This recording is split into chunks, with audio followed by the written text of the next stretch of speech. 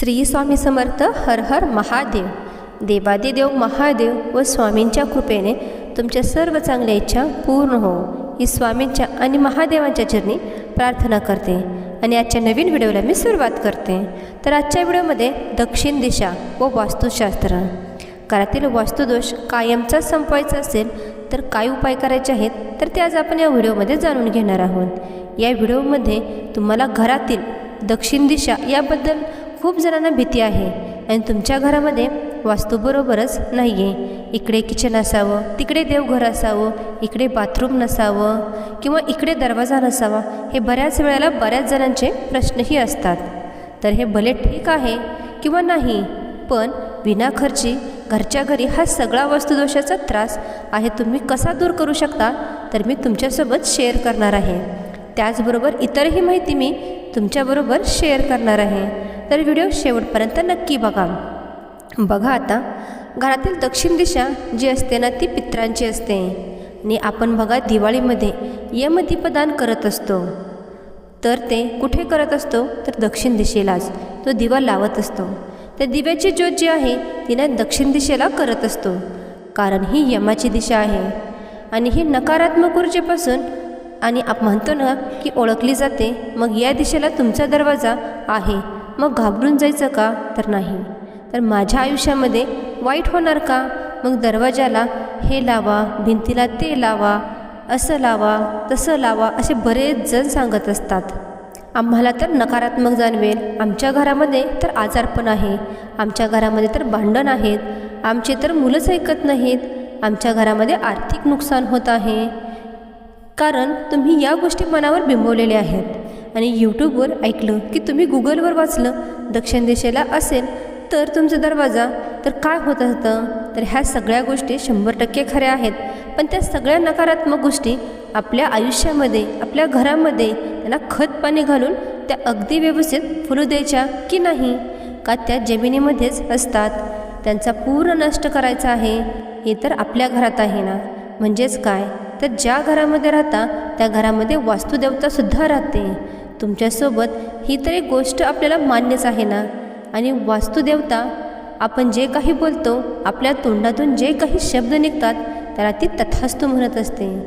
मग तुम्ही काय, अरे माझं किचन हे चुकीच्या दिशेला आहे, त्याच्यामुळेच माझ्या घरात असं होत आहे, आमच्या घरातूनच वास्तूचं चुकीचं आहे, ह्यांच्यामुळे हे आमच्या घरात भांडण होत आहेत, आमच्या घरातील आजारपण कधीच संपत नाही. साधं आणि सोपं उदाहरण बघा. एखाद्या काकूचं म्हणजे आजीचा गुडघा दुखत असतो, ट्रीटमेंट चालूही असते, गोळ्या औषधे सुरू असतात, तेल लावून सुरू असतं. पण सकाळी झोपेतून उठलं की आजीबाई काय म्हणतात, बाप रे रात्रभर माझा गुडघा दुखत होता, सकाळी उठतासुद्धा येत नव्हतं आणि माझा गुडघा इतका दुखतो की परत दुपारी जेवण करायला खाली वगैरे मला खालीच बसता येत नाही, माझा गुडघा इतका दुखतो आहे मला बसता आणि उठताही येत नाही, वॉशरूमला गेलं तर मला बाथरूममध्ये बसताच येत नाही, माझा गुडघा खूप दुखतो.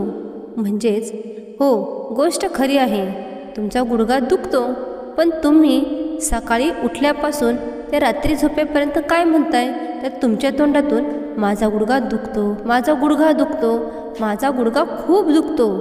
पण जर तुम्ही औषध गोळ्या खाताय आणि जरी ट्रीटमेंट घेताय, ऑइल लावताय, तर त्याचा तुमच्यावर नकारात्मक प्रभावच पडणार ना. कारण तुम्ही नकारात्मक व्हायब्रेशन सोडताय.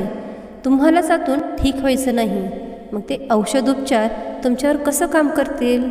आणि भलेही चांगले असतील ही गोष्ट किंवा लक्षात आले का म्हणजे आपणच आपलंच नुकसान करून घेत आहोत. म्हणजेच तुम्हीच तुमच्या तोंडून दुखणं हवी करून घेत आहात. जेव्हा तुम्ही तुमच्यावर ही हवी करून घेता त्याचे नकारात्मक प्रभाव तुम्हालाच भोगावे लागतात आणि ते लॉंग टर्मसाठीही राहतात. कारण काहीच ते क्रिएट करतात, वारंवार बोलतायत आणि जे आपण अगदी शब्द गोष्ट वारंवार बोलत असतो तुमच्या घरात वास्तुदेवता असते ती तथास्तु म्हणत असते. मग हे सेम वास्तूच्या बाबतीत मग तुम्ही म्हणताय की हे माझं चुकीचं, ते माझं चुकीचं, म्हणून असं होतं आहे. वास्तुदेवता तथास्तु म्हणते. म्हणजेच तुमचे जे प्रॉब्लेम आहेत ते कायम पुढे चालू राहतात, त्याच्यातून बाहेर निघण्याचा तुम्हाला सोल्युशनही मिळत नाही. आता आपण काय करू शकतो की घराची जी दक्षिण दिशा आहे ना तर ह्या दक्षिण दिशेला जर तुमचं घर वगैरे बांधलेलं नसेल तर बांधणार वगैरे असाल तर अशा वेळेला काय करू शकतो की घराच्या दक्षिण दिशेला टॉयलेट बाथरूम नसू नये. आता ते असेल तर तरीसुद्धा काय करायचं यावर सुद्धा उपाय सांगणार आहे. आता जे फ्लॅटमध्ये राहतात त्यांचे ऑलरेडी घर आहे, आता दक्षिण दिशेला टॉयलेट हे आहे तर काय करायचं, टॉयलेट बाथरूममध्ये क्लीन ठेवायचं, स्वच्छ ठेवायचं. टॉयलेट बाथरूमचा दरवाजा दिवसभर बंद ठेवायचा. जेव्हा बाथरूममध्ये जायचं तेव्हाच तो उघडायचा, बाहेर आले की बंद करायचा. कारण जेव्हा आपण टॉयलेट बाथरूममधून दक्षिण दिशेला असतं तेव्हा राहूचा जो नकारात्मक प्रभाव आहे ना तो जास्त पडत असतो. आणि जेव्हा आपण टॉयलेट बाथरूमचा दरवाजा उघडतो तर ती बाथरूममधली टॉयलेटमधली निगेटिव्हिटी असते ती आपल्या घरातील वातावरणात मिक्स होते आणि मग हे सगळे त्रास होतात आणि होऊ शकतात. म्हणूनच टॉयलेट बाथरूमचे दार बंद ठेवायचं. टॉयलेट बाथरूमच्या दरवाजाच्या बाहेर पाय पुसणं ठेवायचं. नेहमी पाय पुसूनच घरामध्ये यायचं. तसेच ओलसर पाय घेऊन सगळ्या घरामध्ये जातात असं करायचं नाही. टॉयलेट बाथरूममधला जो काही रंग आहे ना तो फेंट ठेवायचा, डार्क कलर वगैरे ठेवायचे नाहीत. आणि टॉयलेटमध्ये काहीतरी सुगंधित, आजकाल तर बघा टॉयलेट बाथरूममध्ये लावण्यासाठी वेगवेगळे फ्रेग्रन्सेस आलेले आहेत, ते तुम्ही लावू शकता. नसेल तर टॉयलेट बाथरूममध्ये एक काचेची छोटीशी वाटी घ्यायची, त्याच्यामध्ये कापूर खडे, मीठ, जास्त मीठ आणि 2 लवंगा फुलाशा ठेवायच्या. तुमच्याकडे जर फिटकरी असेल तर ज्याला तुरटी म्हटलं जातं तर त्याचा एखादा छोटासा तुकडाही ठेवायचा. हे कोणत्याही शनिवारी बाथरूममध्ये ठेवायचं आणि 2-3 शनिवार झाल्यानंतर परत शनिवारी टाकून द्यायचं आणि घराबाहेर आणि टाका आणि एक फ्लश करून टाकायचं आणि परत दुसरं ठेवायचं. या पद्धतीने तुम्ही करू शकता. जी नकारात्मकता आहे ना ती हळूहळू कमी होईल. आणि जे तुम्हाला वाटतं की असं होत असं तसं होत असतं तर हो, हा दोष तो दूरच होणार नाही ना. जरी टॉयलेट चुकीच्या दिशेला नसेल तरीसुद्धा तुम्ही हा उपाय करू शकता. दुसरं, घरातील लक्षण म्हणजे दिशा. घरातील दक्षिण दिशा जी असते ना ते खूप जड असते. असं सामान जे भंगाराचं सामान आहे ते ठेवू नये. त्याच्यामुळे काय होतं की नुकसान होऊ शकतं. आजारपण असेल, आर्थिक नुकसान असेल, ह्या गोष्टीही होऊ शकतात. पण आता रूमच एक आहे पण छोटं आहे, दक्षिण दिशेलाच असं सामान ठेवायची जागा आहे, मग अशा वेळेला काय करायचं त्याच्यावर सुद्धा तुमच्यासोबत उपाय शेअर करणार आहे.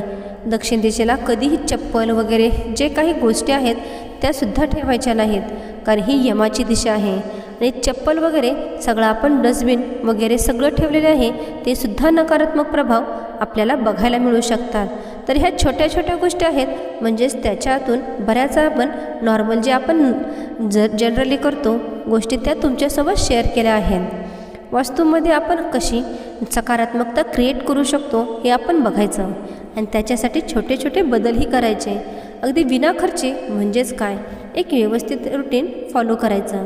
सकाळी सूर्योदयापूर्वी उठायचं. भलेही सगळे उठत नसतील, आपण घरातील महिला आहोत, आपण घरातील लक्ष्मी आहोत, आपण घरातील कर्ता पुरुष आहोत, मेन आहोत, तरी आपण सकाळी सूर्योदयापूर्वीच उठायचं. स्नान करून किचनमध्ये जायचं. अगोदर बघा चुलीची वगैरे पूजा केली जायची. आता जे काही बघा चटणी भाकरी असू द्या, काही असू द्या, ते चविष्ट लागायला अन्नाला चव असायची. पण हे अगदी चुलीचीच पूजा करायची.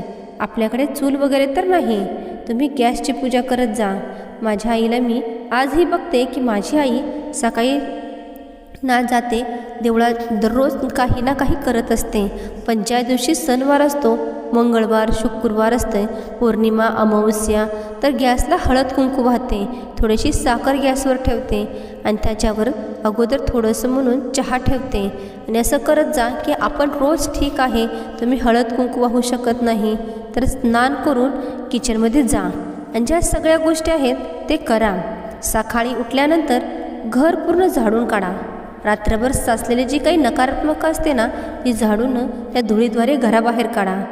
कधीही दुपारी 12 वाजता झाडून काढायचं नाही किंवा संध्याकाळी 6 वाजता झाडूनही काढायचं नाही. कधी कधी घरच झाडायचं नाही. तुमच्या घरातील नकारात्मकता कशी दूर होईल, तुमच्या भांडण कसे दूर होतील, नाही होणार.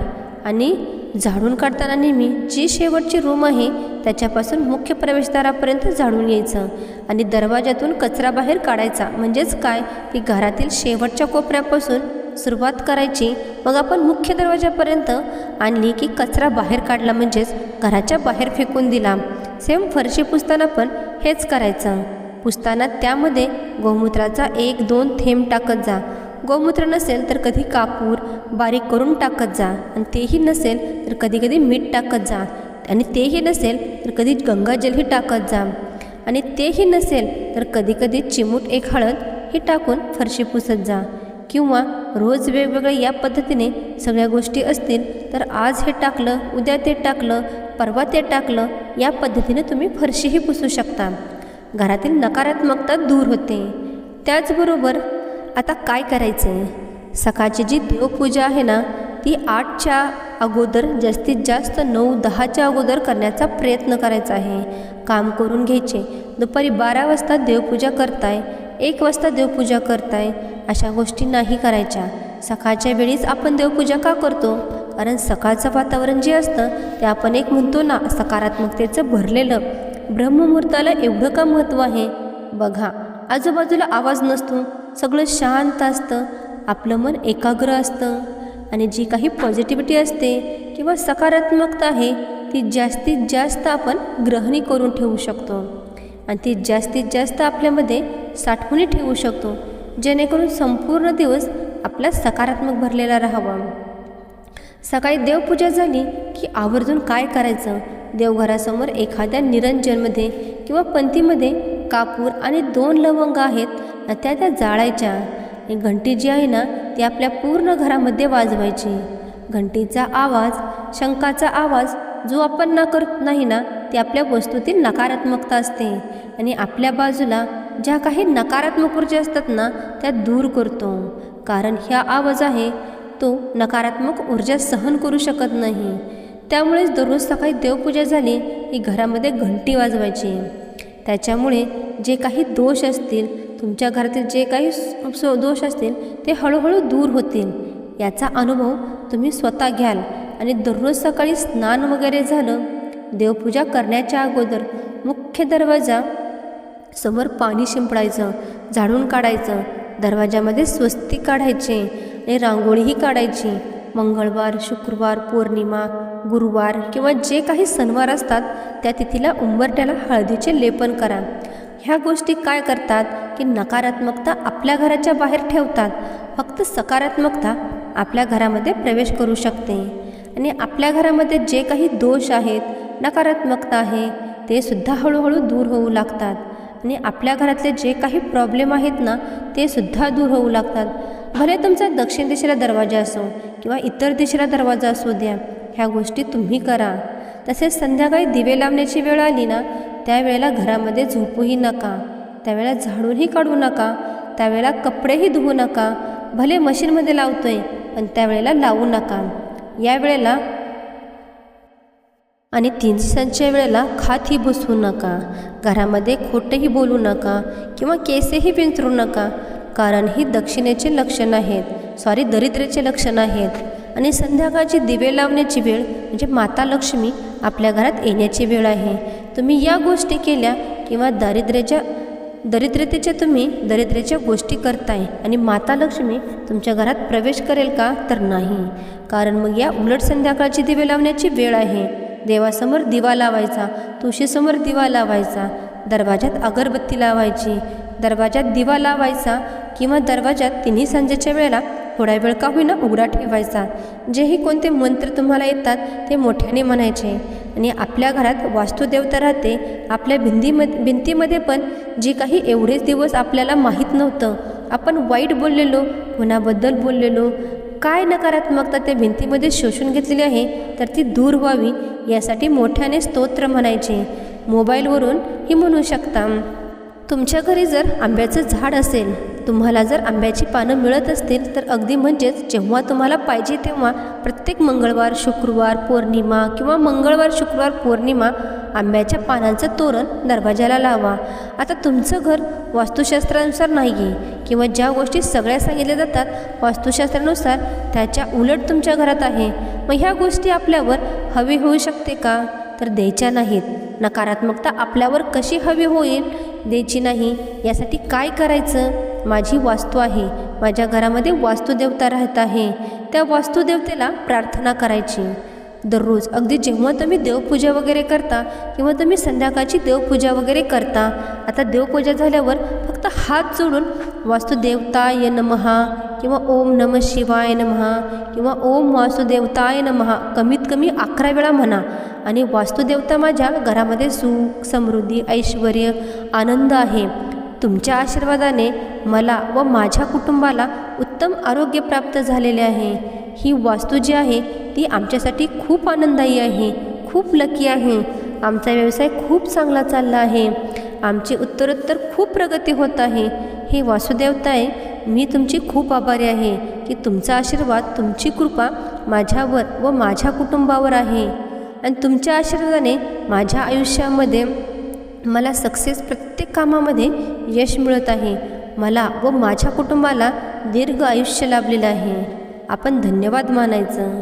दररोज तुम्ही जेव्हा हे म्हणाल तर तुमच्या प्रत्येक वाईट गोष्टीला, चांगल्या गोष्टीला, जसे की वासुदेवताय तथास्तु म्हणत असते, तर दररोज तुम्ही ही प्रार्थना केली तर तुमच्या त्या प्रत्येक प्रार्थनेलासुद्धा तुमची वास्तुदेवता तथास्तु म्हणेल. आणि ह्या नकारात्मक जी काही वस्तू, जी काही वास्तूनुसार तुमचं घर तुम्हाला सकारात्मक प्रभाव देऊ लागेल, तेच तुमचं घर तुम्हाला आयुष्यामध्ये यशाच्या शिखरापर्यंत पोचवेल. हेच तुमचं वास्तुशास्त्रानुसार नसलेलं घर तुम्हाला तुमच्या मुलाबाळांना करिअरमध्ये सक्सेस देईल, तुम्हाला उत्तम आरोग्य देईल, तुम्हाला दीर्घ आयुष्याचा आशीर्वाद देईल. पण कधी तर आपण असा विचार करत नाही. आपण काय, अरे माझं वास्तू नसतानुसार घरच नाही असं म्हणत राहतो. वास्तू मला भिंतीवर वास्तू लावायच्यात, देवघरात यंत्र ठेवायचे, इथे हे ठेवायचे, तिथे ते ठेवायचे, म्हणजे ह्या गोष्टी खऱ्या आहेत, पण त्या आपण आपल्यावर हवी करून घेतोय. आणि त्यामुळेच या सगळ्या नकारात्मक गोष्टींचा प्रभाव आपल्या आयुष्यावर पडत राहतो आणि आपण यातून बाहेरच निघत नाही आणि आपण स्वतःच यात गुरफटलेले जातोय. कितीही जरी प्रयत्न केला बाहेर निघण्याचा, निघू शकत नाही. कारण तुमच्या माइंडमध्ये रिप्रोसेसिंग जी आहे ती, तुमच्या माइंडची प्रोसेसिंग जी आहे ती आतूनच निगेटिव्ह आहे, नकारात्मक आहे. तर ती निगेटिव्हिटी कुठेतरी दूर करा आणि जे काही माझं आहे यामध्ये मला सुखी, समाधानी, आनंदित कसं राहता येईल याकडेच आपले विचार सकारात्मक करा. कोणत्याही गोष्टी आपल्यावर हवी होऊ देऊ नका. मध्यमवर्गीय वस्तूंच्या म्हणजे व्यक्तीच्या वास्तूचे दार जरी दक्षिणमुखी असले तर ते लोकसुद्धा खूप सुखी असतात, कारण की ते नकारात्मक गोष्टी सोडून देतात व सकारात्मक असतात. आणि वास्तुतज्ञ खर्चिक उपाय गोरगरिबांना परवडणारेही नसतात व साधे सोपे विनाखर्चित उपाय त्यांना माहीत देखील नसतात. आता त्यामुळे त्यांची परिस्थिती शोकनीय आणि अतिशय चिंतेत पडल्यासारखी होते. मानसिक ताणतणावामध्ये या व्यक्ती खचतात. खरे तर आपण आपले प्रारब्ध घेऊन जन्माला येतो, बाकी सर्व निमित्त मात्र असते. दक्षिणद्वाराचा परिणाम होतच नाही असे बिलकुल नाही, पण थोड्या प्रमाणात तो होत असतो.